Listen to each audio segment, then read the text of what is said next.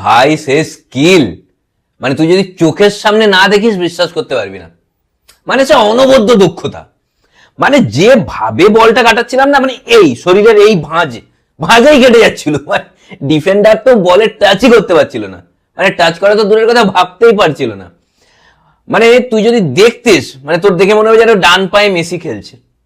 সে মানে অনবদ্য দক্ষতা, মানে সে না দেখলে বিশ্বাস করা যাবে না আর কি।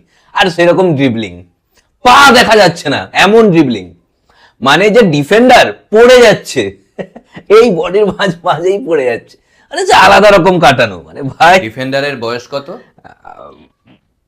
ছোট, বয়সে ছোট, কিন্তু তাও পারছিল না, মানে আমি যদি শোল্ডার পুশ দিতাম ছিটকে বেরিয়ে যেত। না ওর বয়স কত?